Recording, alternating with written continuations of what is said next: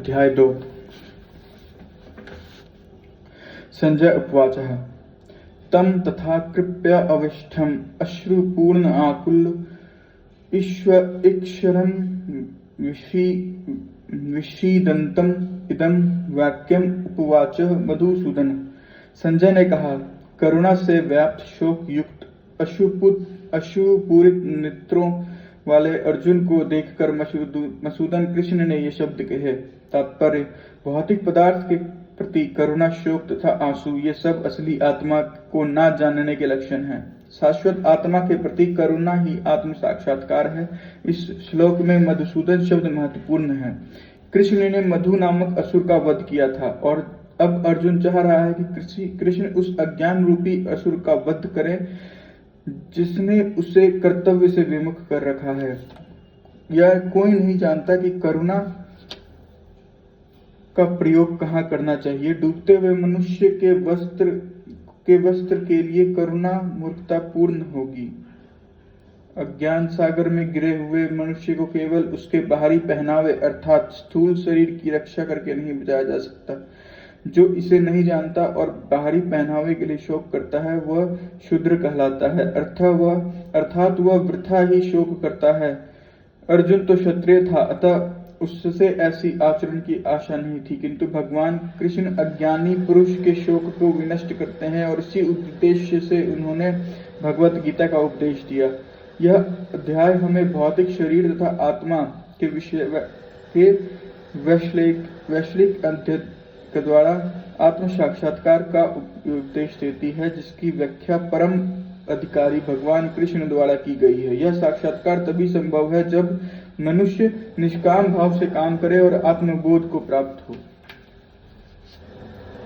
श्री भगवानः उवाचः कुतः तवा कलेशमय इदं विषमे समु उपस्थितम् अनार्ये जुष्टम् अस्वर्गेयम् अकीर्तिकरम्।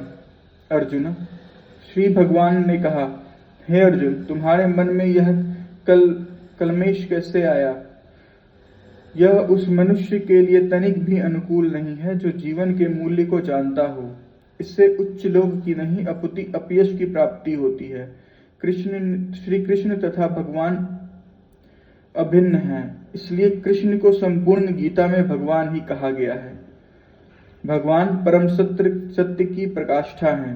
परम सत्य का बोध ज्ञान की तीनों अवस्था में होता है। ब्रह्मा या निर्विशेष सर्वव्यापी चेतना, परमात्मा या भगवान का अंतर्यामी रूप जो समस्त जीवों के हृदय में है, तथा भगवान या श्री कृष्ण। भगवत गीता में परम सत्य की यह धारणा इस प्रकार बताई गई है।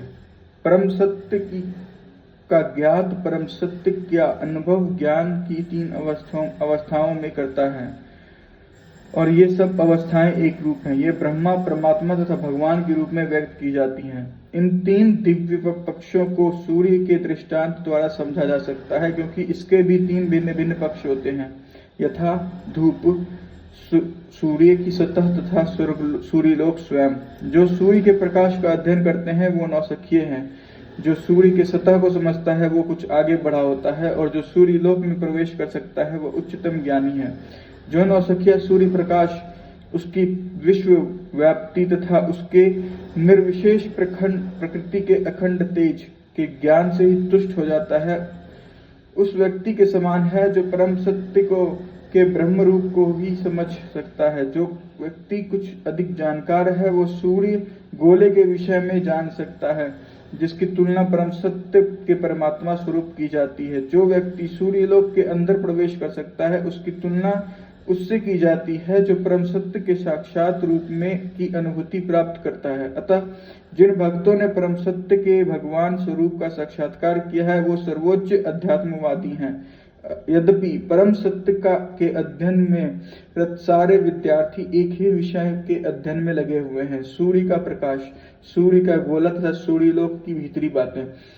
इन तीनों को एक दूसरे से विलग नहीं किया जा सकता। फिर भी तीनों अवस्थाओं में के अध्येता एक ही श्रेणी के नहीं होते। संस्कृत शब्द भगवान की व्याख्या वासुदेव के पिता पराशर मुनि ने की है। समस्त धन, शक्ति, यश, सौंदर्य, ज्ञान तथा त्याग से युक्त परम परमेश्वर भगवान कहलाता है। ऐसे अनेक व्यक्ति हैं जो अत्यंत धनी हैं, अत्यंत शक्तिमान हैं, अत्यंत सुंदर हैं, अत्यंत विख्यात हैं, विज्ञान तथा विरक्त भी हैं, किंतु कोई सदिकार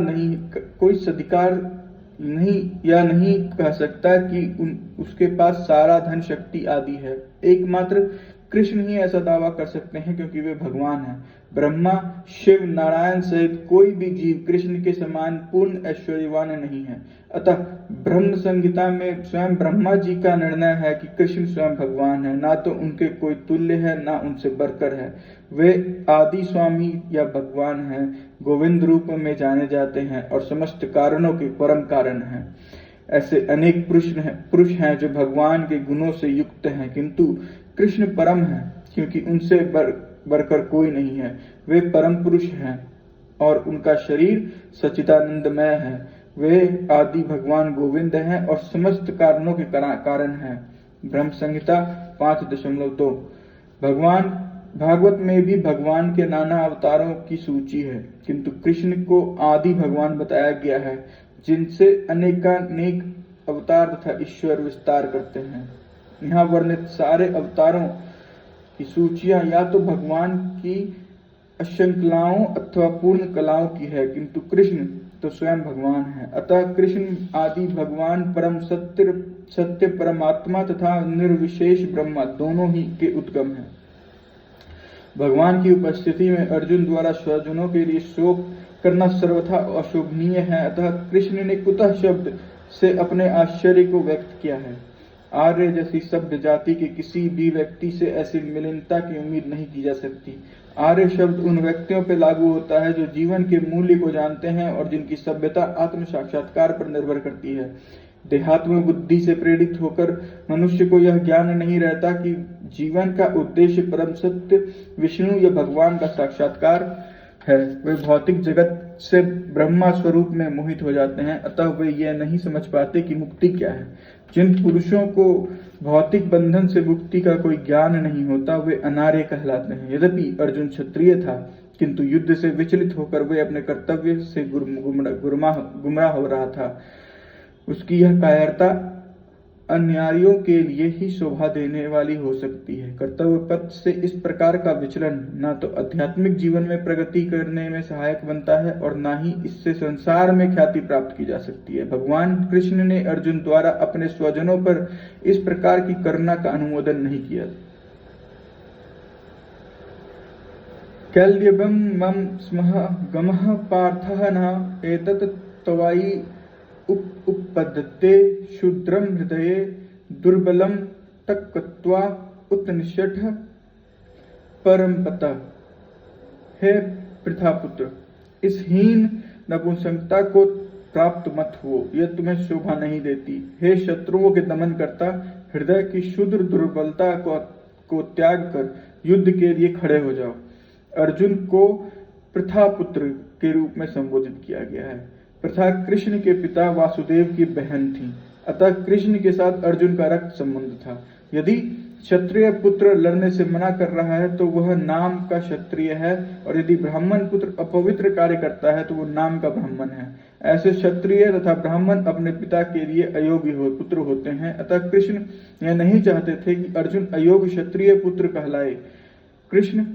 अर्जुन कृष्ण का घनिष्ठतम मित्र था और कृष्ण प्रत्यक्ष रूप में उसके रथ का संचालन कर रहे थे, किंतु इन सब गुणों के होते हुए भी यदि अर्जुन युद्ध भूमि को छोड़ता है तो वह अत्यंत ही निंदनीय कार्य करेगा। अतः कृष्ण ने कहा कि ऐसी प्रवृत्ति अर्जुन के व्यक्तित्व को शोभा नहीं देती।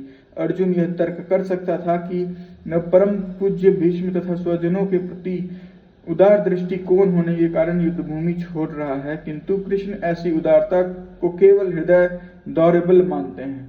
ऐसी झूठी उदारता का अनुमोदन एक भी शास्त्र नहीं करता। अतः अर्जुन जैसे व्यक्ति को कृष्ण के प्रत्यक्ष निर्देशन में ऐसी उदारता या तथा कथित अहिंसा का परित्याग कर देना चाहिए।